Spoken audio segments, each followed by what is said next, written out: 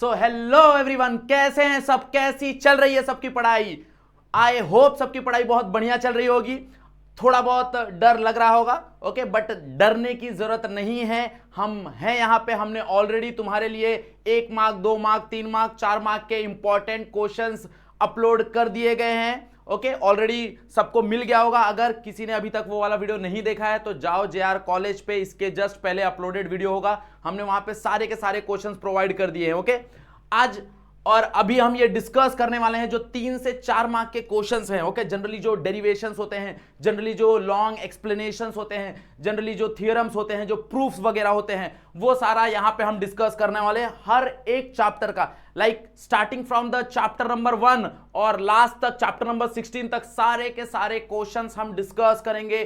कैसे डेरिवेशन लिखा जाए, क्या क्या इंपॉर्टेंट है, लाइक कितना चीजें हम लिखे तो हमको 3 में से एटलीस्ट 1 या 1.5 मार्क्स मिल जाए। ओके, हमको कैसे 3 में से 3 मार्क्स मिले, ये सारा चीज इस वीडियो में हम डिस्कस करने वाले हैं। ओके, तो फटाफट से सब लोग लाइक कर देंगे, शेयर कर देंगे ये वीडियो सब दोस्तों को। ओके, और अगर तुम लोग फर्स्ट टाइम आए हो चैनल पे तो चैनल को सब्सक्राइब जरूर कर लेना। ओके, तो let us start with the video. Hello everyone, my name is Sanjeev Pandey और स्वागत है आपका अपने प्यारे से चैनल में, खूबसूरत से चैनल में, JR कॉलेज में। सो यहां पे हमने सारा लिस्ट बना के रखा है, 3 और 4 मार्क के सारे। तो हम लोग स्टार्ट करेंगे from your chapter number 1, that is your rotational motion. हम लोग पहली कहानी स्टार्ट करेंगे। रोटेशनल मोशन में क्या क्या इंपॉर्टेंट क्वेश्चंस है। ओके, तो सबसे पहली कहानी ये देखो, derive the minimum and maximum velocity of the curve road. Okay, curve road वाली कहानी बतानी है, मतलब कहीं ना कहीं आपको ये वाले डायग्राम की मदद लेनी पड़ेगी। ओके, ये वाले डायग्राम की आपको मदद लेनी पड़ेगी। यहां पे आपका व्हीकल हो जाएगा। यहां पे अगर आपको याद होगा तो ये तुम्हारा n होता था, this is your n cos, ये थीटा होता था, ये n cos थीटा होता था, ये n sin थीटा होता था, ये n है, यहां पे mg था। यस और नो? अब अगर मैक्सिमम स्पीड है, अगर ध्यान देना, अगर मैक्सिमम स्पीड है, मैक्सिमम स्पीड मतलब तुम्हारा जो v है वो greater than √rg tan theta होगा। तो अगर मैक्सिमम स्पीड है तो व्हीकल बाहर की तरफ जाएगा। व्हीकल बाहर की तरफ जाएगा तो तुम्हारा जो फ्रिक्शन है वो उसको नीचे खींचेगा, तो फ्रिक्शन फोर्स अंदर की तरफ लगेगा, दैट इज Fs। तो यहां पे इसका कंपोनेंट आएगा, that is F sin theta divide by F cos theta. ये वाली कहानी आ जाएगी। ओके, डायग्राम ये बनेगा अगर मैक्सिमम है तो। अगर मैक्सिमम है तो ये वाली कहानी, ये वाला डायग्राम बनेगा, याद रखो। ओके, अगर मैक्सिमम है तो ये वाला डायग्राम बनेगा। बट वहीं पे अगर कहानी अलग है भाई, तुम्हारा जो v है that is less than √rg tan theta, मतलब मिनिमम वेलोसिटी है। तो अगर मिनिमम वेलोसिटी है तो सेम टू सेम कहानी बनेगा, सेम टू सेम कहानी बनेगा। ओके, सेम टू सेम कहानी बनेगा। बस यहां पे जो तुम्हारा फ्रिक्शन है वो फ्रिक्शन अपोजिट हो जाएगा, लाइक ये चेंज हो जाएगा। ओके, तुम्हारा जो फ्रिक्शन है वो अपोजिट हो जाएगा।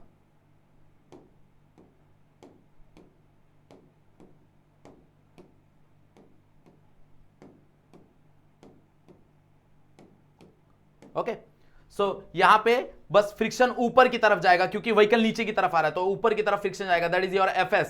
तो ये हो जाएगा तुम्हारा यहां पे Fs sin थीटा, सॉरी ये Fs cos थीटा हो जाएगा, और ये हो जाएगा तुम्हारा Fs sin थीटा। ओके, यहां पे भी हमने थोड़ा सा ये किया है, ये तुम्हारा cos रहेगा, ये वाला तुम्हारा cos रहेगा, this is your Fs cos theta and this is your Fs sin theta. Yes और नो? ओके, अब यही सेम कहानी है। तो अगर मान लो तुमको डेरिवेशन आता है तो 3 चीज तो तुमको कंपलसरी करना ही करना है। ओके, सबसे पहले diagram is must important. Okay, diagram के बाद क्या करना है? डायग्राम के बाद कंसीडरेशन। जो भी तुमने डायग्राम बनाया हुआ है, जो भी तुमने टर्म वहां पे यूज किए हैं, वो सारे के सारे टर्म तुमको कंसीडर करने हैं, सारे के सारे टर्म तुमको कंसीडर करने हैं। नॉर्मल रिएक्शन क्या है, mg क्या है, f क्या है, फ्रिक्शन क्या है, थीटा क्या है, एंगल ऑफ बैंकिंग, ये सारी चीज तुमको यहां पे बतानी है। ओके, तो consideration is very important. Consideration कहीं से रटने की जरूरत नहीं है, जो भी तुमने डायग्राम में बनाया हुआ है वही तुम बता सकते हो, कोई प्रॉब्लम नहीं है। ओके, उसके बाद स्टार्ट करो। अब मान लो कि बहुत लोग को ऐसा लगता है कि सर डेरिवेशन नहीं समझता, कोई प्रॉब्लम नहीं, डायग्राम बना दो उसका, डायग्राम बना दो, कंसीडरेशन लिख दो उसका, कंसीडरेशन लिखने के बाद एटलीस्ट उसका फॉर्मूला लिख दो। जैसे अगर मैं बात करूं यहां पे तो वी मैक्स का फॉर्मूला हमको पता होता है, तो वी मैक्स का फॉर्मूला लिख दो तुम्हारा √rg, और वी मिनिमम का फॉर्मूला हमको पता होता है, that is √rg tan theta plus minus रहता है, यहां पे मिनिमम है mu S divide by 1 minus plus mu tan theta.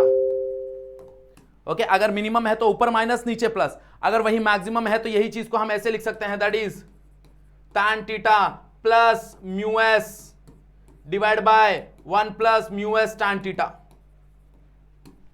Clear, yes और नो? सो एटलीस्ट फॉर्मूला लिख दो, एटलीस्ट फॉर्मूला लिख दो। अगर तुमने इतना लिखा, इतना तुमने अगर लिख दिया, मतलब मान लो अगर मिनिमम आया मैक्सिमम आया, इतना तुमने लिखा, डेफिनेटली तुमको 1.5 मार्क्स मिलने वाला, इतना मिलने वाला, 0 नहीं मिलेगा। ओके, अगर तुमने बकायदा इसको प्रूफ कर दिया तो you will get the marks, you will get the marks. Okay, clear? तो ऐसे ही हम हर एक क्वेश्चंस पे डिस्कस करेंगे। ओके, सो यहां पे देखते हैं कौन कौन से क्वेश्चंस हैं। देखो जो कौन कौन से क्वेश्चंस हैं, तो जैसा तुम्हारा मिनिमम और मैक्सिमम वेलोसिटी है कर्व्ड बैंक रोड पे, तो वो वाला सवाल तुमको करना है, मिनिमम और maximum velocity on the curved bank road. फिर तुम्हारे पास कहानी है derive the minimum velocity during the vertical circular motion. Okay, vertical circular motion में याद है तुमको 3 कहानी थी। ओके, वो हर एक पोजीशन पे, टॉप मोस्ट, बॉटम मोस्ट और मिडवे पे अगर हम देखने जाए तो यहाँ पे ये तुम्हारा वर्टिकल सर्कल हो गया, this is the vertical circle. Okay, यहाँ पे तुमको तीनों पोजीशन पे वेलोसिटी बताना है, तीनों पोजीशन पे वेलोसिटी बताना है। तो एटलीस्ट उसका फॉर्मूला याद कर लो। टॉप मोस्ट पे क्या था velocity, that is under root r g. Bottom most पे क्या था उसका velocity, that is v2 equals to under root 5rg। यहां पे क्या था उसका velocity, that is v3 equals to under root 3rg। Yes और नो? तो यहां पे एटलीस्ट ये डेरिवेशंस तुमको आने चाहिए, इसके सिर्फ एटलीस्ट फॉर्मूला पढ़ लो, इसके एटलीस्ट फॉर्मूला पढ़ लो तीनों लिमिट के। तो यही वाला डेरिवेशन तुमको करना है, यही वाला डेरिवेशन तुमको करना है। ओके, सिर्फ यहां पे कंजर्वेशन ऑफ एनर्जी का इस्तेमाल करना है। क्या करना है? सिर्फ कंजर्वेशन ऑफ एनर्जी का इस्तेमाल करना है। Okay, next is your define conical pendulum, hence derive the time period of the conical pendulum. Okay, अब हो सकता है मान लो तुमको डेरिवेशन ना आए, हो सकता है तुमको डेरिवेशन ना आए, बट एटलीस्ट उसका डिफाइन पढ़ लो, at least conical time period, conical pendulum का टाइम पीरियड का फॉर्मूला पढ़ लो अगर तुमको याद होगा। So this is the formula, that is इसका डायग्राम कुछ ऐसा है, this is the diagram of conical pendulum. यहां पे तुम्हारा कोनिकल पेंडुलम है, यस और नो? अब यहां पे कौन कौन से फोर्स काम कर रहे हैं देखो, एक फोर्स है जो तुम्हारा नीचे काम कर रहा है, दैट इज mg। यहां पे तुम्हारा टेंशन काम कर रहा है, लेट्स से उसको टी डैश नाम दे दो, इसको सेमी कोनिकल एंगल बोलते हैं थीटा, और ये हो जाएगा तुम्हारा थीटा, और इसको बोलेंगे हम टी डैश कॉस थीटा, और सेंटर की तरफ एक फोर्स लगेगा टी डैश साइन थीटा, है ना? इसका टाइम पीरियड का फॉर्मूला क्या होता है? टाइम पीरियड का फॉर्मूला होता है that is 2 pi under root L cos theta by g. तो एटलीस्ट इतना याद कर लो, t is equals to 2 pi under root L cos theta by g. Yes और नो? ओके, अब इसके ऊपर सवाल बन जाते हैं कि भाई इसकी डिपेंडेंसी बताओ। ओके, इसके ऊपर सवाल बन जाते हैं कि इसकी डिपेंडेंसी बताओ कि किस पे डिपेंड करता है। तो टाइम पीरियड जो डिपेंड करता है वो लेंथ पे डिपेंड करता है। ओके, वो डिपेंड करता है cos of semi conical angle, मतलब कॉस थीटा पे डिपेंड करता है। वो डिपेंड करता है एक्सेलरेशन ड्यू टू ग्रेविटी की वजह से, इस पे डिपेंड करता है, हाँ या ना? तो एक्सेलरेशन ड्यू टू ग्रेविटी पे डिपेंड करता है ये, यस और नो? किस पे डिपेंड नहीं करता? तो वो मास पे डिपेंड नहीं करता, मास पे डिपेंड नहीं करता, वो मास पे इंडिपेंडेंट है। ओके, तो 2 मार्क के लिए कभी कभी इस पे भी सवाल बन जाते हैं, समझा? यस और नो? चलो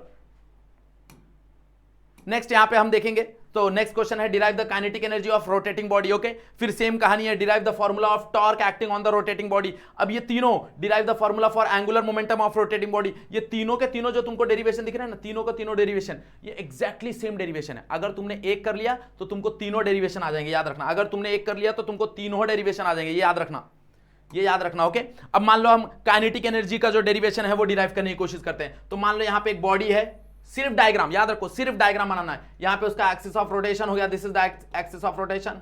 ओके, ये तुम्हारा एक्सिस ऑफ रोटेशन हो गया। यहां पे तुम्हारे पास अलग अलग मास है, तो ये अलग अलग मास हो गए, हर एक मास का डिस्टेंस ले लो। तो ये m3 ऐसी mn तक, m4 mn, हर एक का डिस्टेंस ले लो यहां से, r1 r2 r3 r4 rn, ऐसा हर एक का डिस्टेंस ले लो। यस और नो? ओके, अब सिंपली करना क्या है, तुमको याद रखना है ये वाली कहानी की स्टार्ट कहां से होने वाला है। स्टार्ट होने वाला है वेलोसिटी से, तो वेलोसिटी हमको पता है v is equals to r1 omega. अब हर एक के लिए ओमेगा सेम रहने वाला है भाई, ओमेगा सेम रहने वाला है, तो हर एक को ओमेगा ही रखो। तो यहां पे हो जाएगा v2 is equals to r2 omega, ऐसी v3 is equals to r3 omega, ऐसी हम कहां तक जाएंगे, vn is equals to rn omega, हाँ या ना? ओके, अब सेम हमको भाई वेलोसिटी आ गया, हमको काइनेटिक एनर्जी पता होता है। What is kinetic energy? Kinetic energy is equals to half m v1 का स्क्वायर। यस और नो, m1 v1 का square. But what is v1? v1 is nothing but r1 omega, तो यहां पे पुट कर दो तो क्या हो जाएगा, half m1 r1 square omega square. Same as kinetic energy 2 क्या हो जाएगा, that is half m2 v2 का square. This can be written as half m2 r2 का स्क्वायर ओमेगा स्क्वायर। ऐसे हम कहां तक जाएंगे, ke2 तक, ken तक जाएंगे, that is half mn rn vn का square which is equals to half mn rn का स्क्वायर ओमेगा स्क्वायर। अब सबको ऐड कर दो तो टोटल काइनेटिक एनर्जी क्या हो जाएगा, टोटल काइनेटिक एनर्जी क्या हो जाएगा, टोटल काइनेटिक एनर्जी जब मैं सबको ऐड करूंगा तो देखो यहां पे हाफ और ओमेगा कॉमन निकलेगा, हाफ और ओमेगा कॉमन आने वाला है, तो हाफ और ओमेगा कॉमन ले लो, अंदर क्या बचेगा, m1 r1 का स्क्वायर प्लस m2 r2 का स्क्वायर अप टू कहां तक, mn rn के स्क्वायर तक। यस और नो, और इसी चीज को तो हम मोमेंट ऑफ इनर्शिया बोलते हैं, इसी चीज को तो हम मोमेंट ऑफ इनर्शिया बोलते हैं। तो यहां पे हम लिख सकते हैं k is equals to half I omega square. आ गया तुम्हारा काइनेटिक एनर्जी का डेरिवेशन। क्लियर, यस और नो, हाँ या ना। ऐसी 3 डेरिवेशन अगर तुम देखने जाओ, अगर तुमने ये अच्छा से कर लिया, ये तुम्हारा जो काइनेटिक एनर्जी वाला ये अच्छे से कर लिया, तो अगर तुम डेरिवेशन देखोगे तो तुमको ये भी, ये जो टॉर्क वाली कहानी है और ये जो एंगुलर मोमेंटम वाली कहानी है, ये तीनों की तीनों सेम कहानी है, तीनों की तीनों सेम कहानी है। ओके, अब ये जो कहानी है that is very important, state and prove the conservation of angular momentum. Okay, ये बहुत इंपॉर्टेंट है, ये बहुत इंपॉर्टेंट कहानी है कि भाई तुमको स्टेटमेंट बताना है और उसका एंगुलर मोमेंटम प्रूव करना है। ओके, तो अगर मान लो अगर मान लो हमको प्रूफ करना है तो सिंपल सी कहानी है, बस तुमको ये याद रखना है, न्यूटन सेकंड लॉ। भाई न्यूटन सेकंड लॉ क्या बोलता है, न्यूटन सेकंड लॉ बोलता है dl/dt, मतलब the rate of change of angular momentum बराबर होता है टॉर्क, एक्सटर्नल टॉर्क। यस और नो, बट हमको पता है स्टेटमेंट क्या बोलता है, स्टेटमेंट बोलता है in the absence of external torque, in the absence of external torque. तो एक्सटर्नल टॉर्क अगर एब्सेंस है तो इसका वैल्यू क्या हो जाएगा, 0, तो दिस वैल्यू बिकम 0। अब dl/dt क्या हो गया, dl/dt हो गया 0। अब भाई 0 किसका डिफरेंशिएशन होता है, कोई कांस्टेंट टर्म का, मतलब वहां पे l क्या होगा, l कांस्टेंट होगा, l क्या होगा, l कांस्टेंट होगा। क्लियर, यस और नो। ओके, अब यही चीज ये 1 मार्क के लिए अच्छा है, बट अगर यही प्रूफ आ गया तो then you have to consider, भाई तुमको कंसीडर करना पड़ता है l is equals to r cross p, L is equals to R cross P। इसको डिफरेंशिएट कर दो विथ रेस्पेक्ट टू टाइम, तो यहां पे तुम्हारा ये लगता है प्रोडक्ट रूल लगता है, तो एक बार R को वैसी रखो, P को डिफरेंशिएट करो, फिर R को डिफरेंशिएट करो, P को वैसी रखो। ओके, अब हमको पता है what is dp/dt, dp/dt is nothing but a force, तो R क्रॉस F हो जाता है। हमको पता है dr/dt क्या होता है, दैट इज v, तो v क्रॉस p हो जाता है। अब ये जो r क्रॉस f है ये टॉर्क हो जाता है, प्लस ये जो v है और ये जो p है मोमेंटम, इसको हम लिख सकते हैं mv। यस और नो, तो यहां पे torque plus m v cross v। Okay, तो v क्रॉस v हमको पता है, v क्रॉस v 0 होता है, तो यहां पे तुम देखो dl/dt तुमको क्या मिल गया, dl/dt तुमको टॉर्क मिल गया, और उसके बाद सेम ये कहानी आ जाएगा, सेम इतना कहानी आ जाएगा। क्लियर, हाँ या ना। तो जनरली ऐसे ही तुमको चीजें करनी है, याद रखो ये बहुत इंपॉर्टेंट है, बहुत इंपॉर्टेंट है, ये कंजर्वेशन ऑफ एंगुलर मोमेंटम बहुत इंपॉर्टेंट है। ओके, इस चीज पे ध्यान देना, ये बहुत इंपॉर्टेंट है, that is state and prove the parallel axis theorem. Okay, बहुत ही इंपॉर्टेंट है। लाइक फॉर्मूला क्या है पैरेलल एक्सिस थ्योरम का, that is I0 is equals to IC plus mh का स्क्वायर। अब क्या होता है ना, बहुत लोग ऐसा होता है कि अरे सर डेरिवेशन है, बहुत बड़ा डेरिवेशन है, बहुत कॉम्प्लेक्स डेरिवेशन है, तो नहीं करते डेरिवेशन, कोई प्रॉब्लम नहीं है।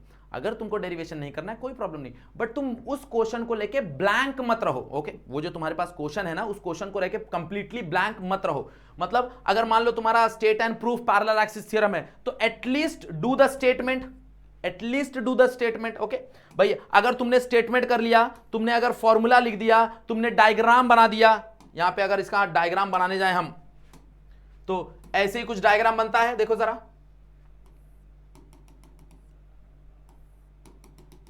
ये तुम्हारा O हो गया पॉइंट, ये तुम्हारा C पॉइंट हो गया, इनके बीच में जो डिस्टेंस होता है वो H होता है। यहां पे हम एक dm मास रख देते हैं, यहां से यहां डिस्टेंस होता है R0, यहां से यहां डिस्टेंस होता है RC, यस और नो? यहां पे तुम्हारा मोमेंट ऑफ इनर्शिया होता है, इसको आई नॉट बोलते हैं, इस मोमेंट ऑफ इनर्शिया को आईसी बोलते हैं। यहां पे हम एक एक्स डिस्टेंस लेते हैं, इसको एक डी पॉइंट लेते हैं, खत्म कहानी। दो एक्सिस ऑफ रोटेशन है, ये वाला जो एक्सिस ऑफ रोटेशन है ये सेंटर ऑफ मास से पास हो रहा है और ये एनी पॉइंट से पास हो रहा है। तो अगर तुमने डायग्राम बना दिया, तुमने कंसीडरेशन लिख दिया, फॉर्मूला लिख दिया, स्टेटमेंट लिख दिया, खत्म। 3 में से 1.5 मार्क्स कहीं नहीं गए। तुमको सिर्फ 1.5 मार्क्स नहीं मिलेंगे क्योंकि तुमने पूरा प्रूफ नहीं किया, बट तुमने उसको सिस्टमैटिक रिप्रेजेंट किया है। तुमने डायग्राम बनाया बाकायदा, तुमने कंसीडरेशन लिखा है, तुमने स्टेटमेंट लिखा है, तुमने फॉर्मूला लिखा है, you will definitely get 1.5 marks out of 3। ये मिलेगा, फिक्स है ये। ओके, तो चीजों पे ध्यान दो कि भाई कैसे हमको करना है, क्योंकि एन वक्त पे, एंड पे तुम सारी की सारी चीजें नहीं कर सकते। हां, बट तुम कुछ भी नहीं कर सकते, ये भी गलत है।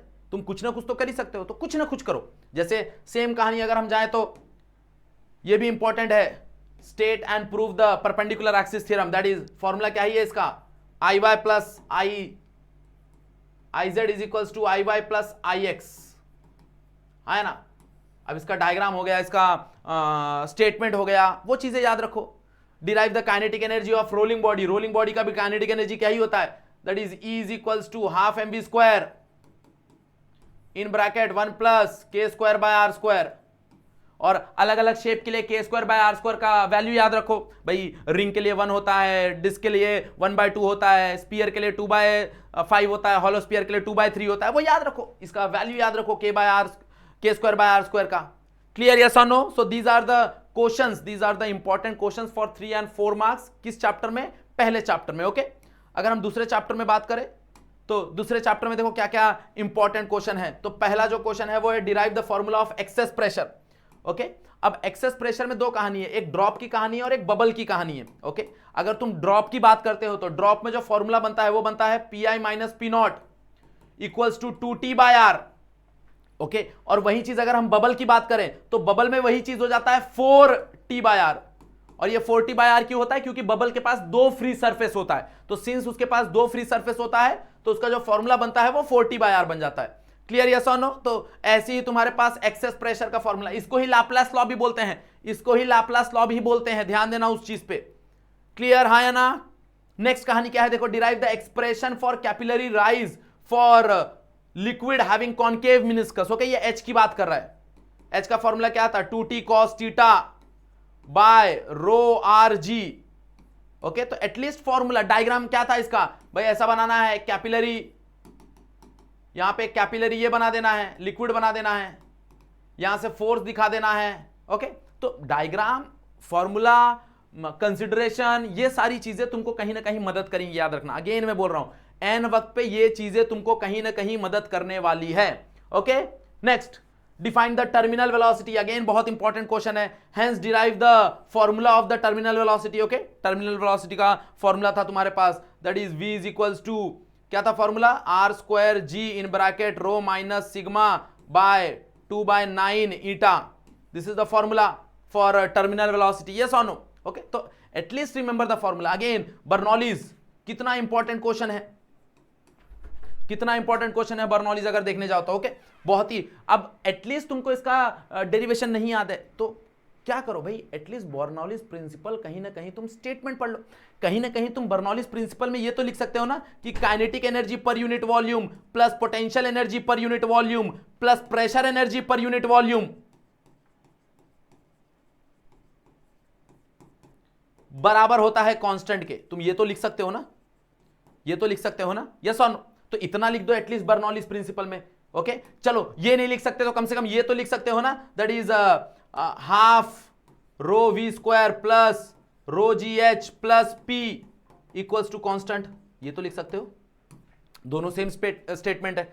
या फिर ये लिख दो या फिर ये लिख दो, दोनों सेम स्टेटमेंट है। क्लियर, यस और नो, हाँ या ना? तो इंपॉर्टेंट है भाई, बर्नौलीज प्रिंसिपल इंपॉर्टेंट है, इस पे ध्यान दो। ओके, क्लियर, हाँ या ना? नेक्स्ट, तुम्हारे पास स्पीड ऑफ ई फ्लक्स वाली कहानी है, v is equals to under root 2gh वाली कहानी। Okay, it behaves at particular condition, it behaves as a free fall. इसका जो वेलोसिटी होता है वो फ्री फॉल वेलोसिटी होता है। यस और नो?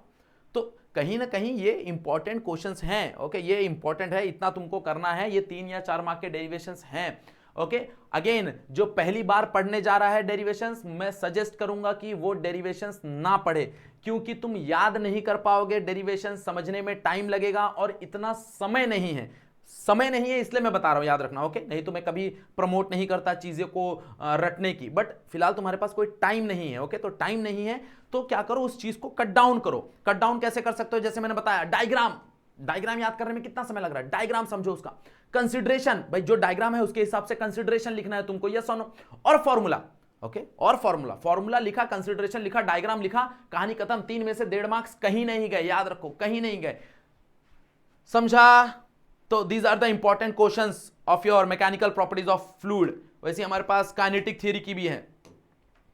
ओके काइनेटिक थियरी में देखो कितना इंपॉर्टेंट है मेयर्स रिलेशन। अब तुम लोग बोलोगे सर मेयर्स रिलेशंस पे तो सवाल नहीं आया, एमसीक्यू पे सवाल आ गए हैं भाई, मेयर्स रिलेशंस में से एमसीक्यू पे सवाल आ गए। मान लो तुमने मेयर्स रिलेशन का खाली उसका रिलेशन पढ़ लिया होता ना, CP minus CV equals to R, तो तुमको मार्क्स मिल जाता, क्योंकि यही तो है Mayer's relation.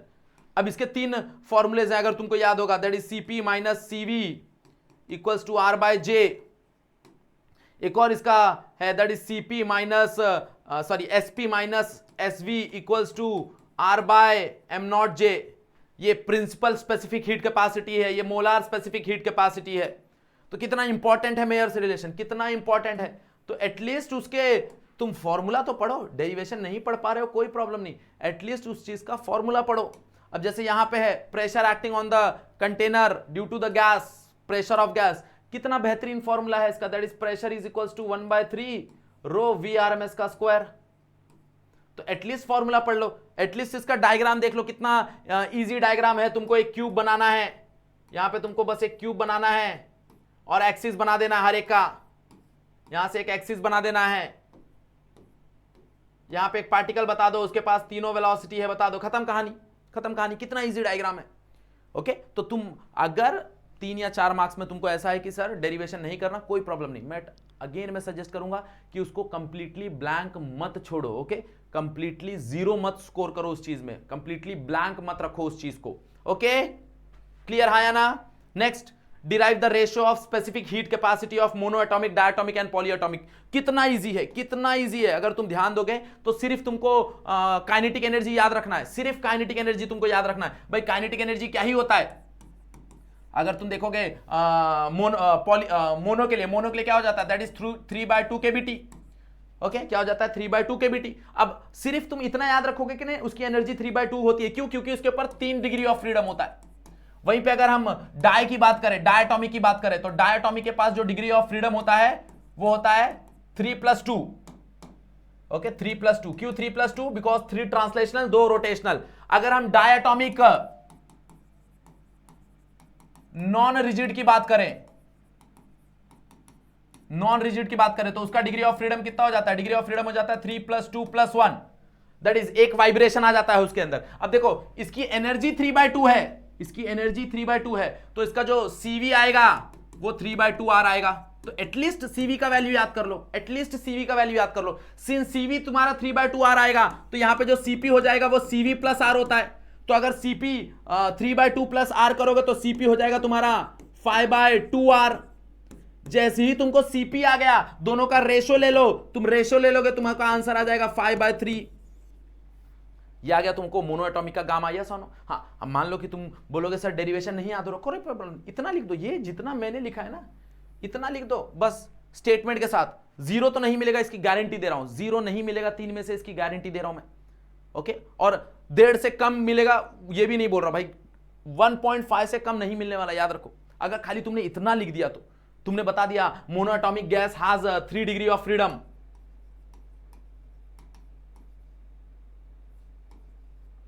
Monoatomic gas has 3 degree of freedom, 3 translational degree of freedom, उसकी जो एनर्जी होती है वो 3/2 kBT होती है, उसका CV का वैल्यू होता है, मेयर्स रिलेशन तुमने लगाया और तुमने CP का वैल्यू निकाला और बाद में तुमने डिवाइड कर दिया, because gamma is nothing but CP/CV। तुमने इतना कर दिया, आराम से कहानी तुमको मिलेगा। सेम वही चीज डायटॉमिक के साथ होगी, डायटॉमिक के साथ क्या हो जाएगा 3+2 दैट इज 5, तो इसकी जो एनर्जी हो जाएगी वो हो जाएगी 5/2 kBT। सिंस इसकी एनर्जी 5/2 kBT हो जाएगी तो इसका जो CV हो जाएगा वो 5/2R हो जाएगा। ओके सिंस इसका CV 5/2R हो जाएगा तो इसका जो CP है वो 7/2R हो जाएगा। सिंस इसका CP 7/2R हो जाएगा तो जब तुम इसका गामा लोगे CP/CV तो दैट बिकम 7/5, तब वो 7/5 हो जाएगा। क्लियर यस और नो? सेम डायटोमिक के लिए याद रखो भाई, डायटोमिक में अगर तुम टोटल एनर्जी देखोगे, बस ये ध्यान देना यहां पे जो ये जो वाइब्रेशन है ना, ये जो 1 है, ये 1 it nothing but for vibration. तो वाइब्रेशन में हमेशा हम सिर्फ KBT लगाते हैं, हाफ नहीं लगाते। तो यहां पे टोटल कितना हो जाएगा? टोटल हो जाएगा 5/2 KBT। बट वाइब्रेशन के लिए सिर्फ कितना होगा? वाइब्रेशन के लिए सिर्फ KBT होगा। ओके वाइब्रेशनल मोड के लिए सिर्फ हम KBT लगाते हैं। तो यहां पे अगर हम देखने जाए तो कितना हो जाएगा? 7/2 KBT। 7/2 KBT। अब 7/2 KBT हो गया। अब अपने को पता है भाई इसका जो CV होगा वो भी क्या होगा? फटाक से बता दो CV क्या होगा? That is 7/2R। तो CP क्या हो जाएगा? That is 9/2R। तो गैमा क्या हो जाएगा? Gamma become 9/7। कहानी खत्म। तीनों डिक्टो सेम है, तीनों डिक्टो सेम है। ओके तो तुम ये मत बोलो कि चीजें बहुत डिफिकल्ट हैं। ओके अब फिलहाल ये डिसाइड करो कि क्या पढ़ना है हमको। कंप्लीट डेरिवेशन करना है? The answer is no. जो चीजें तुमको समझ में आ सकती है, जितना चीजें तुम पढ़ सकते हो वो पढ़ो। क्लियर? ओके अब ये कितना इंपॉर्टेंट क्वेश्चन है। State and explain the Kirchhoff's law of heating. Heating मतलब रेडिएशन की बात हो रही है। ओके दो लॉ है हमारे पास। एक तुम्हारे पास है करंट इलेक्ट्रिसिटी में किरचॉफ्स का, और एक यहां पे तुम्हारे पास रेडिएशन में है। तो यहां पे रेडिएशन की कहानी है। ओके अगर तुमको याद होगा A is equals to E, coefficient of absorption is equals to coefficient of emission. तो कितना इंपॉर्टेंट है ये, कितना इंपॉर्टेंट है। Explain perfectly black body, hence explain Ferry's black body, कितना इंपॉर्टेंट है। इसके ऊपर तो डायग्राम पूछ लिया है, इसके ऊपर तो डायग्राम पूछ लिया है, इतना इंपॉर्टेंट है ये। क्लियर यस और नो? तो एटलीस्ट इसके डायग्राम पे ध्यान दो, एटलीस्ट डायग्राम पे ध्यान दो। डायग्राम हो गया, एक्सप्लेनेशन हो गया, ये सब चीजों पे ध्यान दो।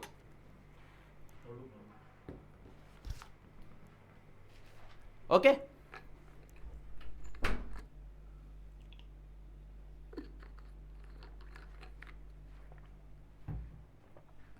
समझा हाँ या ना?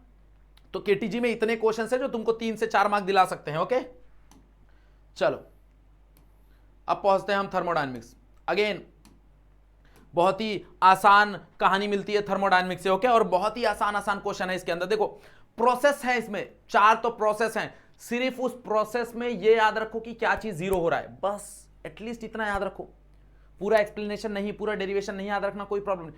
एटलीस्ट उस प्रोसेस का डेफिनेशन, एटलीस्ट ये याद रखो कि उस प्रोसेस में जीरो क्या होता है, एटलीस्ट ये याद रखो। अब जैसे यहां पे आइसोथर्मल है भाई, आइसोथर्मल में तुमको पता है टेम्परेचर कांस्टेंट होता है।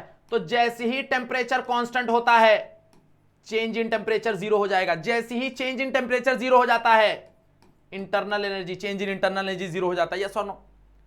तो इतना तो याद कर लो। अब उसके बाद बोला है हेंस डिराइव द वर्क। अब वर्क डिराइव नहीं कर सकते, कोई प्रॉब्लम नहीं है, करने भी मत जाओ। अगर जिन्होंने प्रैक्टिस किया है वो करें। अगेन मैं बोल रहा हूं जिन्होंने प्रैक्टिस किया है वो करें, बट जो फर्स्ट टाइम आ रहे हैं वो सिर्फ इस पे ध्यान दो कि भाई वर्क का फॉर्मूला क्या ही है। वर्क का फॉर्मूला है, बस इस पे ध्यान दे। एटलीस्ट ये पढ़ लें, ये मत जाने दे। तो जब ये क्वेश्चन आएगा तो इस क्वेश्चन में मैं आपको गारंटी देता हूं, अगर ये 4 मार्क का क्वेश्चन है 2 मार्क्स तुमको आराम से मिलेगा। 1 मार्क्स तुमको यहां से मिल जाएगा एक्सप्लेन आइसोथर्मल प्रोसेस में, तुमने उसका डेफिनेशन लिख दिया, the process in which temperature is constant therefore del T zero, internal energy is zero. यहां से 1 मार्क्स मिल गया। तुमने यहां पे इसका वैल्यू लिख दिया, क्या बोलते हैं, वर्क का वैल्यू लिख दिया, वहां से तुमको 1 मार्क्स मिल गया। क्लियर यस और नो? समझा? ऐसी अगर तुम जाओगे तो तुमको एडियाबेटिक में भी मिलेगा। एडियाबेटिक में क्या होता है भाई, एडियाबेटिक में हीट ट्रांसफर जीरो होता है। ओके मतलब ये एक तरह का आइसोलेटेड सिस्टम है जहां से हीट एक्सचेंज नहीं हो सकता। तो हीट एक्सचेंज नहीं हो सकता तो क्यू जीरो है, अगर हीट एक्सचेंज नहीं हो सकता तो क्यू जीरो है। वैसे आइसोबेरिक प्रोसेस हो गया। आइसोबेरिक प्रोसेस में क्या ही होता है भाई, आइसोबेरिक प्रोसेस में तुम्हारा जो प्रेशर है वो कांस्टेंट होता है। ओके इकलौता ऐसा आइसोबेरिक प्रोसेस है जहां पे ना ही हीट, ना ही वर्क और ना ही इंटरनल एनर्जी, कुछ भी जीरो नहीं होता। ओके आइसोबेरिक इकलौता ऐसा प्रोसेस है जहां पे तीनों में से कुछ भी जीरो नहीं होता। Next is your isochoric process. Isochoric process में तुम्हारा जो वॉल्यूम है वो कांस्टेंट होता है। तो जब वॉल्यूम कांस्टेंट है तो डेल वी जीरो हो जाएगा, और डेल वी जीरो हो गया तो तुम्हारा वर्क जीरो हो जाएगा, क्योंकि work is due to the change of volume, तो वॉल्यूम चेंज ही नहीं हो रहा तो वर्क भी जीरो रहेगा। यस और नो? कितना आसान कहानी है, कितना आसान कहानी है। इसके सबके पीवी ग्राफ याद रखो, टेक्स्ट बुक में पीवी ग्राफ दिए हुए हैं तो आसानी से पीवी ग्राफ पढ़ लो ये सबके। क्लियर? यस और no? Explain the refrigerator, explain the heat engine, ये सबके एटलीस्ट फॉर्मूला पढ़ लो भाई। एफिशिएंसी क्या होता है अगर हम देखने जाए तो 1 माइनस QH बाय QC, और वही अगर कार्नोट की बात करें तो वही एफिशिएंसी हो जाएगा 1 माइनस T, सॉरी ये उल्टा लिख दिया ना मैंने, यहां पे QC बाय QH, और यहां पे हो जाएगा TC बाय TH। ओके, वहीं पे अगर COP की बात करें, कोएफिशिएंट ऑफ परफॉर्मेंस की बात करें, किसका? रेफ्रिजरेटर का, तो वही फॉर्मूला हम लिख सकते हैं, that is QC by QH minus QC। और अगर टेम्परेचर के फॉर्म में लिखे, लाइक कार्नोट के फॉर्म में लिखे, तो इसी चीज को हम लिख सकते हैं, that is K is equals to TC by TH minus TC। Okay, बाद में कार्नोट साइकिल बता दो, कार्नोट साइकिल तुमको पता है। क्लियर? यस और no? So these are the questions in thermodynamics. Thermodynamics में इतने तुम्हारे 3 या 4 मार्क्स के क्वेश्चन है जो कि बहुत इंपॉर्टेंट है। Clear? Next is your oscillation. Okay, oscillation में देख लो तुम्हारे पास क्या क्या क्वेश्चंस है जो कि बहुत इंपॉर्टेंट है। डिफरेंशियल इक्वेशन है, derive the formula for velocity and acceleration. Differential equation नहीं याद है क्या तुमको? भाई D square X by D T square plus K by M X equals to 0। तो डिफरेंशियल इक्वेशन, अब यही डिफरेंशियल इक्वेशन तुमको एंगुलर के लिए मिलेगा। यहां पे अगर तुम देखोगे एंगुलर के लिए तुम डिफरेंशियल इक्वेशन देखोगे, सेम कहानी है, बस क्या होगा वहां पे एक्स के जगह थीटा होगा,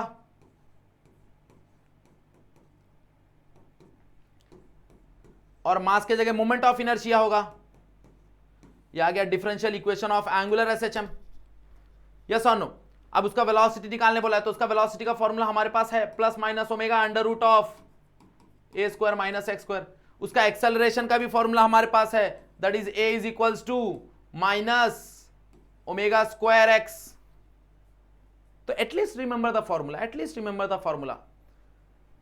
state the composition of 2 SHM, hence derive the resultant amplitude. याद करो इसका फॉर्मूला था A is equals to under root of A1 square plus A2 square plus 2A1 A2 cos theta, cos phi लिखो, theta लिखो। ये जो del phi है, it is nothing but a phase difference, it is nothing but a phase difference. फिर हमको define करना है simple pendulum. देख लो सिंपल पेंडुलम का डेफिनेशन है। ओके, यहां पे टाइम पीरियड डिराइव करना है सिंपल पेंडुलम का। क्या ही होता है टाइम पीरियड सिंपल पेंडुलम का? T is equals to 2 pi under root L by G. Same conical pendulum, बस कोनिकल पेंडुलम में यहां पे cos थीटा आता है, यहां पे cos थीटा नहीं आता। दैट इज इसको तुम डिफरेंस बिटवीन में भी लिख सकते हो भाई। अगर मान लो डिफरेंस बिटवीन में आता है कोनिकल पेंडुलम सिंपल पेंडुलम, तो कहीं ना कहीं तुम एक पॉइंट फॉर्मूला लिख दो, खत्म कहानी। The time period of the simple pendulum is given by this, the time period of the conical pendulum is given by this, कहानी खत्म, एक पॉइंट खत्म तुम्हारा। बोलो हाँ या ना?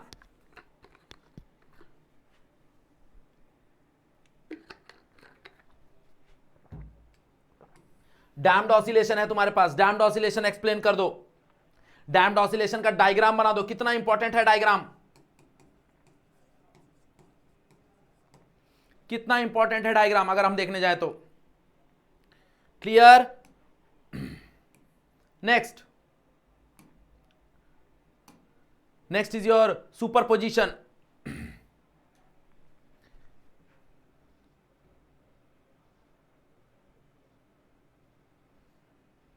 ओके, देखो सुपरपोजिशन में क्या क्या क्वेश्चन है।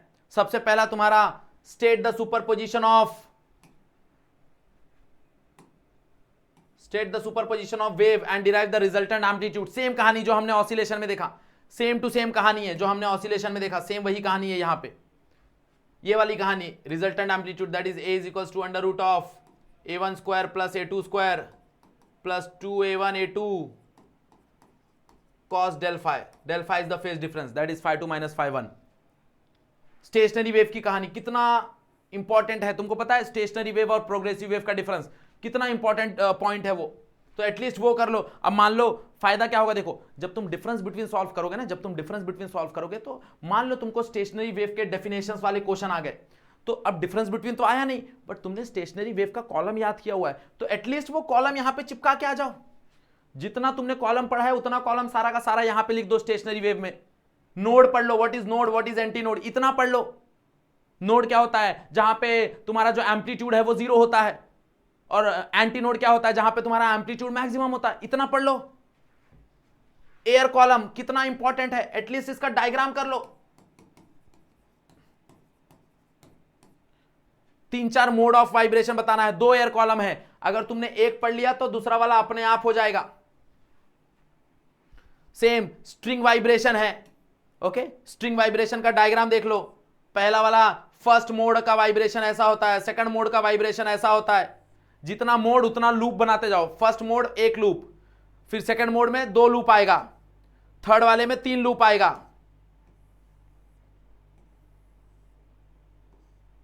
वन टू थ्री, ऐसे 4 वाले में 4।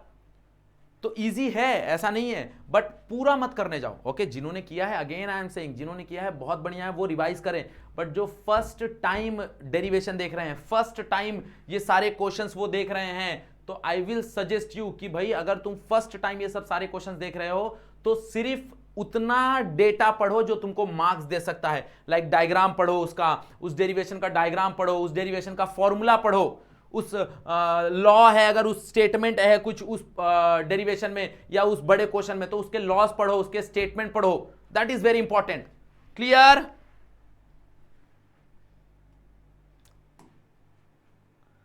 डन? अब यहीं पे देखो, डुअल नेचर की कहानी है, हम सारे टॉपिक डिस्कस करेंगे। यहां पे देखो, डुअल नेचर तुम्हारा 14th और 15th स्ट्रक्चर ऑफ एटम, कितना इजी कहानी है, कितना इजी कहानी है अगर हम देखने जाए तो। डुअल नेचर में अगर तुम देखोगे तो डुअल नेचर में क्या क्या है, पहला तुम्हारा explain the photoelectric effect वाली कहानी है। Explain the photoelectric effect वाली कहानी है, देख लो। Explain the photoelectric effect, setup with observation, diagram है उसका, अगर तुमको याद होगा वो ट्यूब वाला डायग्राम था। ये तुम्हारा एमीटर प्लेट था, यहां पे तुम्हारा कलेक्टर प्लेट था, याद आ रहा है? यहां पे तुम्हारे पास बैटरी लगा था, कम्युनिकेटर था यहां पे। ओके, मैं रफ में ऐसे ही बना रहा हूं। यहां पे सोर्स था, तो डायग्राम एटलीस्ट पढ़ लो, एटलीस्ट डायग्राम पढ़ लो। ओके, अगर ऐसा है तो मुझको कमेंट करके बताओ कि अगर तुमको चाहिए तो मैं डायग्राम के लिए अलग से एक वीडियो बना दूंगा। जितने भी डायग्राम इंपॉर्टेंट है इन दिस फिजिक्स, लाइक मतलब पहले से लेके 16 चैप्टर तक, तो तुम मेरे को बताओ, मैं डायग्राम भी तुमको दे दूंगा, कोई प्रॉब्लम नहीं है, मेरे एंड से कोई प्रॉब्लम नहीं है। Okay, explain the construction and working of photocell. Okay, कभी कभी तुमको डिफरेंस आ जाता है, difference between photocell and photodiode, तो वो पढ़ लो। इसका डायग्राम देखो, कितना इजी डायग्राम है, बल्ब की तरह डायग्राम है ऐसा कुछ। तो यहां पे तुम्हारा क्या बोलते हैं, एमीटर है, यहां पे तुम्हारा कलेक्टर प्लेट है, और बाद में इसको बैटरी से कनेक्ट किया गया है। ओके, कितना बढ़िया डायग्राम है फोटो सेल का। फिर तुम्हारे पास डी ब्रॉगली हाइपोथेसिस है, डी ब्रॉगली वेवलेंथ, तुम्हारे पास कितना डेरिवेशन है लैम्बडा वाला, that is lambda divide by P, lambda is equals to h divided by mv, lambda is equals to h divided by 2m ke। Okay, फिर तुम्हारे पास है lambda is equals to h divided by under root of 2m qv। कितने सारे formulas हैं, तो ये सारे formulas याद रखो, सारे फॉर्मूलाज तो तुमको कहीं ना कहीं काम आएगा ये। Clear?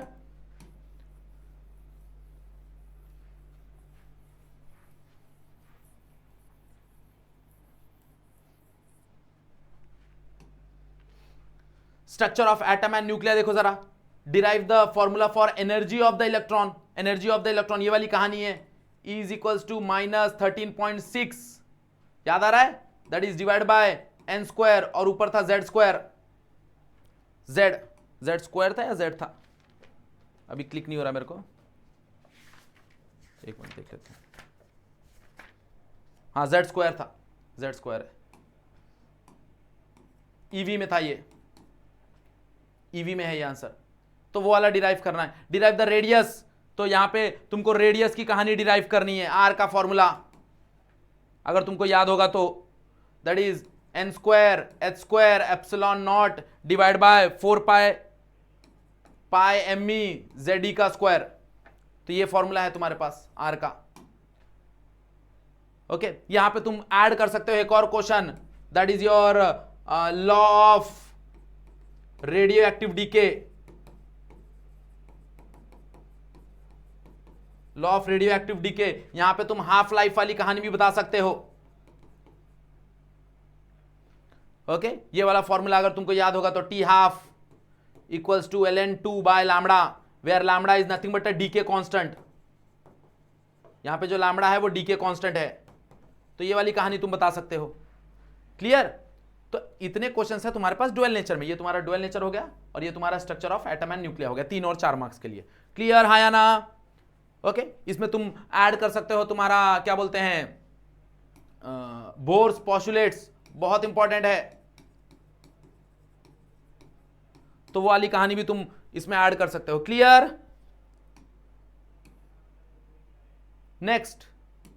Next is your AC circuit. कितना इंपॉर्टेंट और कितना ही इसके अंदर इजी डेरिवेशन है अगर हम देखने जाए। सबसे पहला तुम्हारे पास इंपेडेंस वाली कहानी है। ओके, अब बहुत लोग बोलते हैं सर इंपेडेंस वाली कहानी याद नहीं होती। अगर डेरिवेशन नहीं आ रहा है कोई प्रॉब्लम नहीं, एटलीस्ट याद करो उसका फॉर्मूला। इंपेडेंस का फॉर्मूला कितना आसान है, that is Z is equals to under root of R square plus XL minus XC का होल स्क्वायर। मैं तुमको गारंटी देता हूं, अगर पूरे पेपर में, पूरे के पूरे पेपर में अगर तुमने जो डेरिवेशन पूछा है उस डेरिवेशन का खाली अगर तुमने फॉर्मूला भी लिख दिया ना, खाली फॉर्मूला, तो फायदा क्या होगा पता है क्या? तुमको आधा मार्क्स करते करते 10-15 मार्क्स मिल जाएंगे खाली फॉर्मूले के। अगर तुमने सारे पेपर के क्वेश्चंस के खाली फॉर्मूला लिख दिए तो, इंक्लूडिंग न्यूमेरिकल ऑल्सो, तो तुमको 10-15 मार्क्स तो ऐसे ही खाली आधे मार्क्स मिल जाएंगे। और हम उसको क्या कर देते हैं, छोड़ देते हैं कि भाई ये तो बड़ा डेरिवेशन है, छोड़ दो। तो बड़ा डेरिवेशन है तो छोड़ मत दो, बड़ा डेरिवेशन है तो एटलीस्ट वो चीजें याद कर लो जो तुमको थोड़ा बहुत मार्क्स दे सके। क्लियर? यहां पे देखो एवरेज पावर का तुम्हारे पास फॉर्मूला है। ओके, एवरेज पावर का फॉर्मूला क्या है? That is power is equals to IRMS ERMS cos phi। cos phi is the power factor, इसको ही हम पावर फैक्टर बोलते हैं।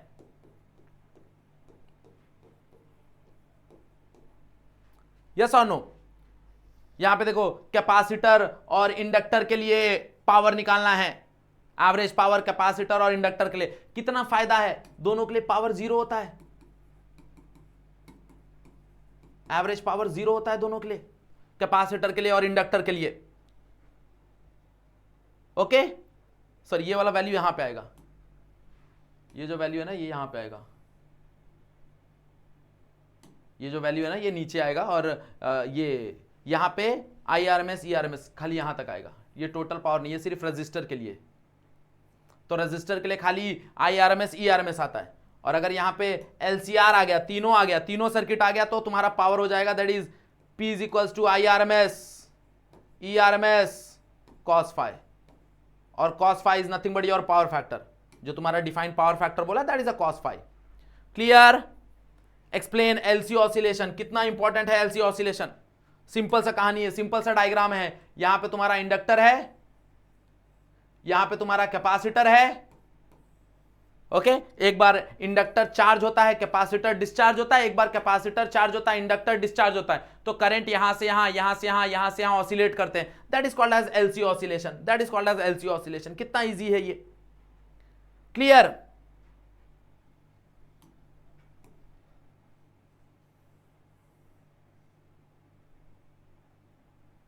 Next,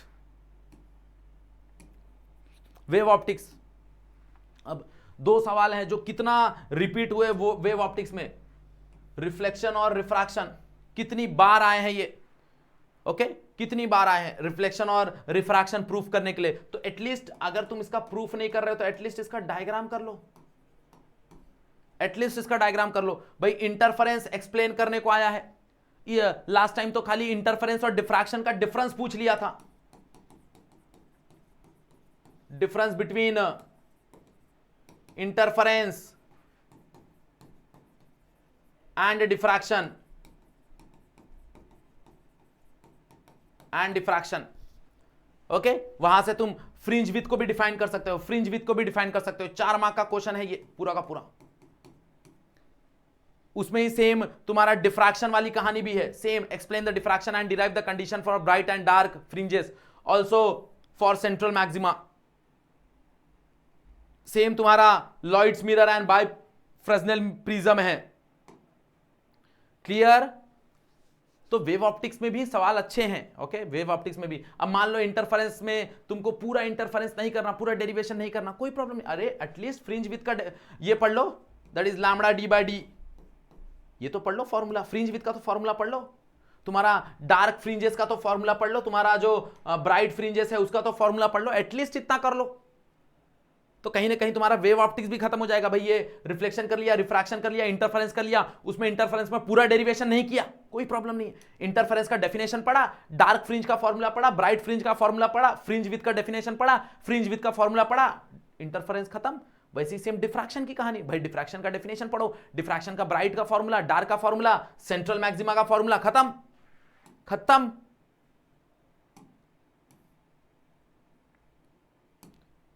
next is your current electricity. Okay, next is your current electricity. कितना important है current electricity.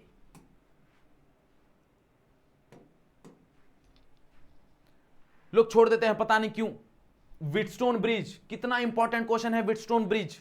खाली उसका तुमको डायग्राम, भाई डायग्राम नहीं याद है तुमको, खाली 4 रेजिस्टेंस बनाना था बस, ऐसे 4 रेजिस्टेंस बनाने हैं तुमको, R1, R2, R3, R4, यहां पे गैल्वेनोमीटर बना देना है, यहां से बैटरी कनेक्ट कर देना है, यहां पे रियोस्टैट, खत्म कहानी। सिर्फ करंट फ्लो करा दो यहां से। अरे तुमने इतना बना दिया, उसका बैलेंसिंग कंडीशन देखो, यहां पे बैलेंसिंग कंडीशन दिया हुआ है।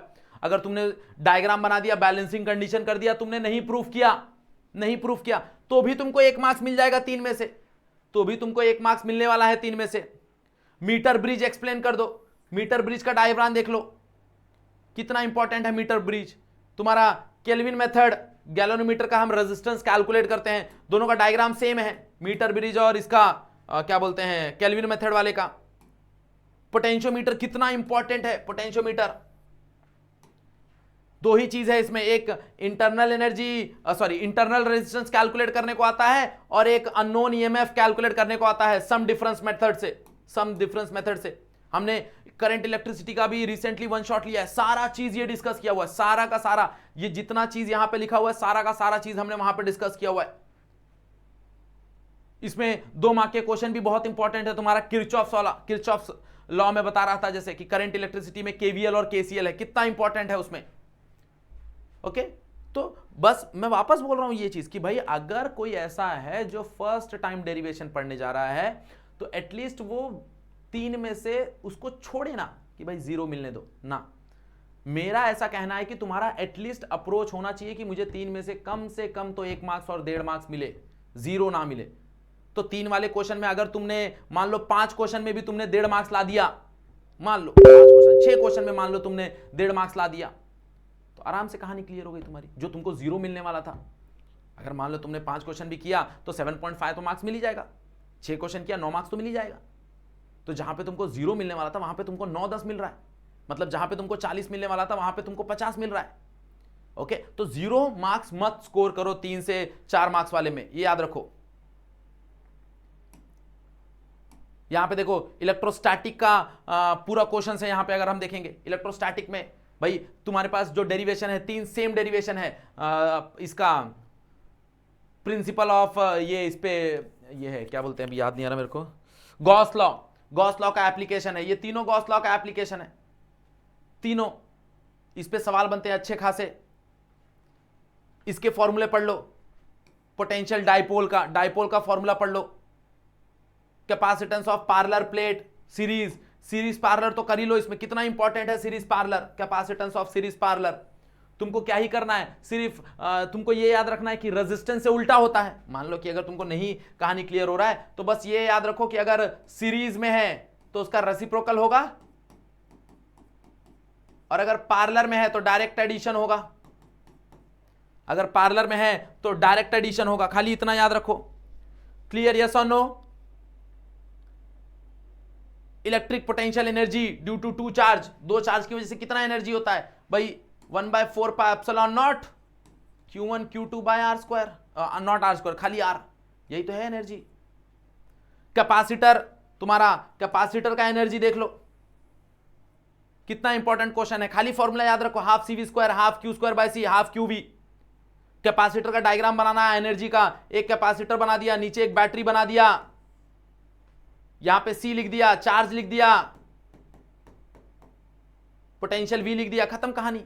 और बाद में एटलीस्ट ये फॉर्मूला लिख दिया, तो जीरो तो नहीं मिलने वाला, तो जीरो तो नहीं मिलने वाला। वेन दे ग्राफ है, वेन दे ग्राफ जनरेटर में एटलीस्ट उसका diagram, when they graph generator का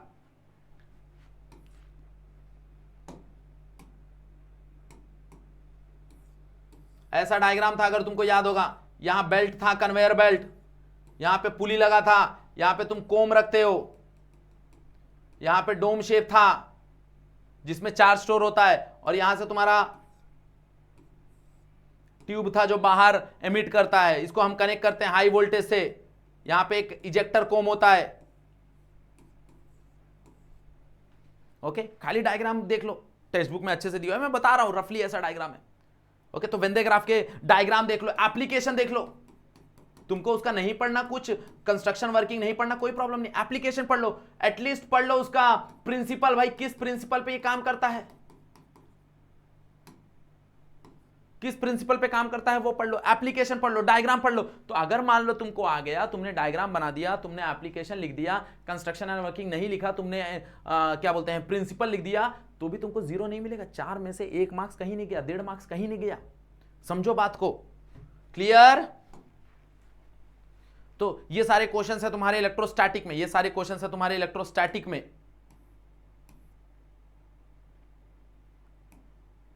अब यहां पे हमारे पास देखो सेमीकंडक्टर के भी क्वेश्चंस है। ओके, कितने गिने चुने हमारे पास क्वेश्चंस है, गिने चुने क्वेश्चंस है 3 या 4 मार्क में, अगर हम देखने जाए तो। सबसे देखो पहले फोटोडायोड तुमको बताना है, फोटोडायोड वाली कहानी है, फोटोडायोड का वर्किंग कंस्ट्रक्शन। अगेन मैं बोल रहा हूं, बहुत लोग को वर्किंग कंस्ट्रक्शन नहीं समझेगा, अरे डायग्राम समझेगा, उसका डायग्राम याद कर लो, उसका एप्लीकेशन समझेगा, कहां कहां इस्तेमाल होता है फोटोडायोड, उसका डिसएडवांटेजेस एडवांटेजेस, ये सारी कहानी तो तुमको समझ में आएंगी ना, यस और नो। तो इतना कहानी याद कर लो। एलईडी का भी सेम, भाई एलईडी का खाली तुम ये तो याद करो डायग्राम क्या है, उसका एप्लीकेशन तो याद करो, कहां कहां इस्तेमाल होता है। तुमको नहीं पता एलईडी कहां कहां इस्तेमाल होता है? हाँ, तुम्हारे घर पे एलईडी बल्ब लगा है, तुमको नहीं पता कहां कहां इस्तेमाल होता है। मोबाइल तुम यूज कर रहे हो दिन भर, तुमको नहीं पता वो एलईडी स्क्रीन है, ये तुम्हारे सामने जो बोर्ड है ये एलईडी स्क्रीन है। तो देखो इंपॉर्टेंट क्या है मालूम है क्या, कि तुम में कितना चाह है पढ़ने की। अगर तुम सीरियस रहोगे तो डेफिनेटली तुम चीजें कर लोगे। ओके, हाँ फुल प्रूफ नहीं कर पाओगे, पूरा का पूरा नहीं कर पाओगे, लेकिन मैं गारंटी दे रहा हूं कि अगर तुमने जेन्युइनली पढ़ाई किया तो तुमको एटलीस्ट तुमको 40, 45, 50 मार्क्स कहीं नहीं गए आउट ऑफ 70 की मैं बात कर रहा हूं। ओके, तुमने बहुत बड़े बड़े क्वेश्चन नहीं किए तो भी, हाँ बहुत बड़े बड़े क्वेश्चन नहीं करना इसका मतलब क्या, इसका मतलब छोड़ देना क्या, नहीं छोड़ना नहीं क्वेश्चन, उसको अच्छे से बेहतरीन तरीके से रिप्रेजेंट करना। क्या क्या चीज है, जैसे मान लो फोटोडायोड पूछ लिया, तो फोटोडायोड का मुझको वर्किंग और कंस्ट्रक्शन नहीं याद है, डायग्राम याद है, अच्छे से डायग्राम, एप्लीकेशन याद है, अच्छे से एप्लीकेशन लिखो, एडवांटेजेस डिसएडवांटेजेस अच्छे से लिखो, clear. Same as solar cell. Okay, अब कभी कभी तुमको फोटोडायोड और एलईडी का क्या बोलते हैं डिफरेंस बिटवीन पूछ लेते, तो एटलीस्ट उसका सिंबॉलिक रिप्रेजेंटेशन तो याद रखो कि भाई एलईडी तुमको ऐसा दिखेगा, लाइट बाहर जाता हुआ, फोटोडायोड तुमको ऐसा दिखेगा, लाइट अंदर आता हुआ। इतना तो याद कर लो डिफरेंस बिटवीन में, इतना तो काम आएगा तुमको, हाँ या ना। तुम्हारा जो फोटोडायोड है वो रिवर्स बायस पे काम करता है, एलईडी काम करता है फॉरवर्ड बायस पे, इतना याद रखो। 2 पॉइंट मैंने दे दिए तुमको। फोटोडायोड है, फोटोडायोड क्या करता है, फोटोडायोड तुम्हारा इलेक्ट्रिकल एनर्जी को लाइट एनर्जी को इलेक्ट्रिकल एनर्जी में कन्वर्ट कर रहा है। तुम्हारा एलईडी क्या करता है, एलईडी इलेक्ट्रिकल एनर्जी को लाइट एनर्जी में कन्वर्ट करता है, खत्म कहानी, डिफरेंस बिटवीन रेडी हो गया। तुमने इतना भी लिख दिया, तुमको आधा मार्क्स मिल जाएगा फोटोडायोड के अंदर। उसका एडवांटेजेस डिसएडवांटेजेस एप्लीकेशन ये सब लिख दो, कहानी खत्म, क्लियर। वैसे ही तुम्हारे पास एनपीएन ट्रांजिस्टर है, okay, working of NPN transistor, transistor as amplifier. अगर मान लो ये नहीं भी करना तो भी चलेगा, कोई प्रॉब्लम नहीं, बट ये कर लो, clear. Next magnetic field due to electric current, कितना सही सही क्वेश्चन है इसके अंदर। तुम्हारे पास बायो सावर्ट प्रिंसिपल है, तुम्हारे पास एम्पियर लॉ है तुम्हारे पास, देखो यहां पे एम्पियर लॉ की कहानी है। तो एटलीस्ट स्टेटमेंट तो पढ़ लो एम्पियर लॉ की, भाई एम्पियर लॉ हो क्या रहा है, cyclic integration of B dot DL बराबर हो रहा है म्यू नॉट आई। तो ये तो पढ़ लो खाली, ये इतना पढ़ने में क्या जा रहा है तुम्हारा। मैंने मान लिया कि 3 से 4 मार्क्स तुम्हारा नहीं होगा, अरे इतना तो पढ़ लो। जो 3 से 4 मार्क्स कर रहे हैं मैं उनको नहीं बोल रहा हूं, याद रखो। जो ऐसा बोल रहे हैं कि सर 3 से 4 मार्क्स बड़े बड़े क्वेश्चन हमसे नहीं होते, कोई प्रॉब्लम नहीं, बड़े क्वेश्चन मत कर। अरे लेकिन बड़े क्वेश्चन के छोटे पार्ट तो कर, छोटा हिस्सा तो कर, उसका 0 तो ना मिले तुझे। क्लियर? कितने सारे क्वेश्चन है, देखो यहां पे मैंने हर एक के फॉर्मूला लिखा हुआ है, हर एक का फॉर्मूला लिखा हुआ है। टॉर्क का फॉर्मूला क्या ही होता है, NIBA sin थीटा, निब्बा sin थीटा। याद रखो, याद क्यों नहीं होगा NIBA sin theta torque. Okay, यहां पे तुम्हारे पास मैग्नेटिक फील्ड है due to long straight current carrying wire mu not I by 2 pi R. यहां पे तुम्हारे पास फोर्स है parallel force mu not by 2 pi I1 I2 by D. सारा चीज दिया हुआ यहां पे, सारा चीज दिया हुआ यहां पे। साइक्लोट्रॉन एक्सेलरेटर, कितना इंपॉर्टेंट क्वेश्चन है। क्लियर? नेक्स्ट मैग्नेटिक मटेरियल, देख लो मैग्नेटिक मटेरियल में बड़े क्वेश्चन के नाम पे सिर्फ यही 3 कहानी है, यही 3 कहानी है। अब इसको एज अ तुम डिफरेंस बिटवीन में अगर तुम याद कर लोगे ना एक साथ कॉलम बना के, डायमैग्नेटिज्म, पैरामैग्नेटिज्म, फेरोमैग्नेटिज्म। भाई डायमैग्नेटिज्म क्या होता है, भाई डायमैग्नेटिज्म अगर तुम देखो तो ऐसा मटेरियल जो मैग्नेटिक फील्ड को अपोज कर रहा है, मैग्नेटिक फील्ड से दूर भाग रहा है। पैरामैग्नेटिक बोले तो जो वीकली मैग्नेट है, जो वीकली अट्रैक्टेड है मैग्नेटिक फील्ड से। फेरोमैग्नेटिक बोले तो जो स्ट्रांगली अट्रैक्टेड है मैग्नेटिक फील्ड से। हाँ या ना? अगर इसका तुम ससेप्टिबिलिटी देख लो तो वो नेगेटिव होता है बट बहुत छोटा होता है। पैरामैग्नेटिक का ससेप्टिबिलिटी बहुत छोटा होता है बट पॉजिटिव होता है। और फेरोमैग्नेटिक का ससेप्टिबिलिटी बहुत ज्यादा होता है, ग्रेटर देन 1, बहुत ज्यादा, 500, 1000 ऐसा। अब फेरोमैग्नेटिक में सबसे इंपॉर्टेंट है डोमेन थियरी, तो एटलीस्ट उसका डोमेन थियरी पढ़ लो। डोमेन थियरी क्या था भाई, तुम्हारे पास जो फेरोमैग्नेटिक मटेरियल है वो अलग अलग डोमेन में बटे हुए हैं, अलग अलग डोमेन में, और अलग अलग डोमेन का जो डाइपोल है वो अलग अलग डायरेक्शन में है। तो जैसे ही इसको हम एक्सटर्नल मैग्नेटिक फील्ड में रखते हैं सारे डोमेन अलाइन हो जाते हैं, सारे डोमेन अलाइन हो जाते हैं।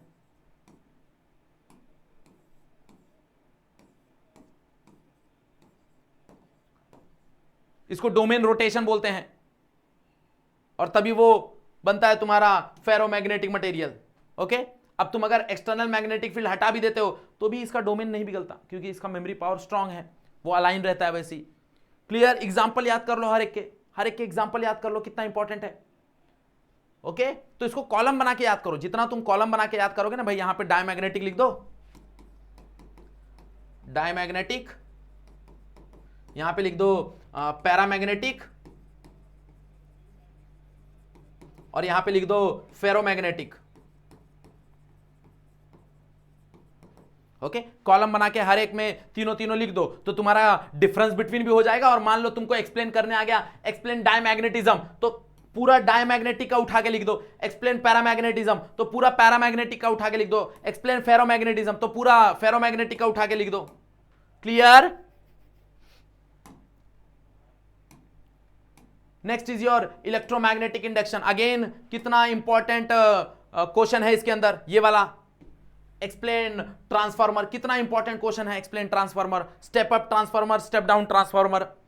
खाली इसके अंदर तुमको टर्निंग रेशियो याद रखना है, NS/NP बराबर होता है ES/EP बराबर होता है IP/IS, ये याद रखना है। ओके, ट्रांसफार्मर क्या है भाई, ट्रांसफार्मर ऐसा डिवाइस है जो म्यूचुअल इंडक्टेंस पे काम करता है, जो वोल्टेज को चेंज करता है, हाई से लो, लो से हाई। इतना ही तुमको, इतना तुम नहीं लिख पाओगे, मेरे को बताओ जरा। ट्रांसफार्मर का तुम डायग्राम नहीं बना पाओगे। यहां पे कोर बनाना है, यहां पे कॉइलिंग करना है, this is your primary coil and this is your secondary coil.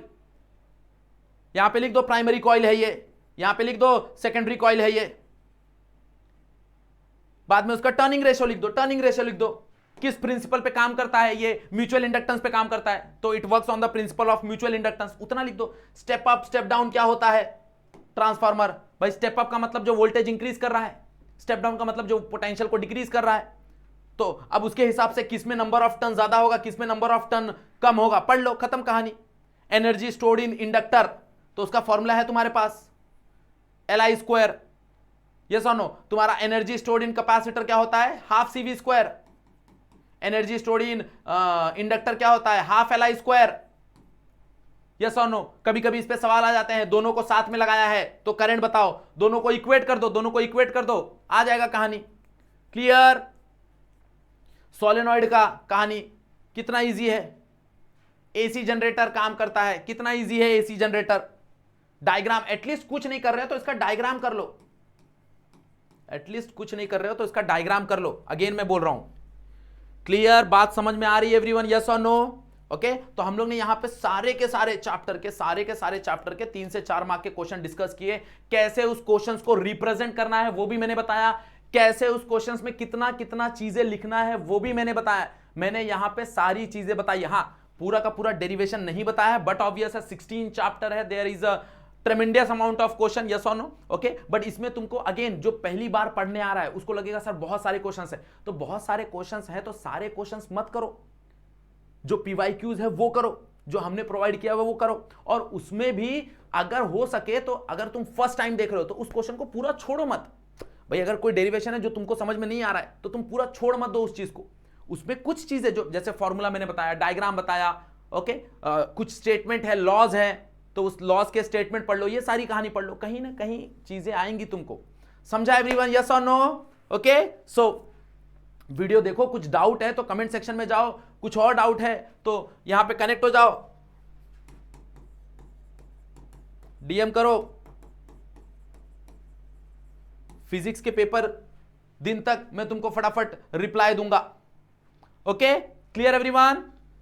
सो अगर वीडियो पसंद आया तो लाइक करना है, दोस्तों को शेयर करना है, सारे दोस्तों को शेयर कर दो। ओके, और चैनल पे फर्स्ट टाइम आए तो सब्सक्राइब जरूर करना, क्योंकि हम लोग पेपर डिस्कशन, MCQ सॉल्विंग सारा वीडियो लाने वाले हैं, इवन लाइव डिस्कशन भी करेंगे। ओके, चलो, सो आज का वीडियो यहीं पे एंड करते हैं। आज के लिए बस इतना ही। That's it for today. Thank you so much everyone.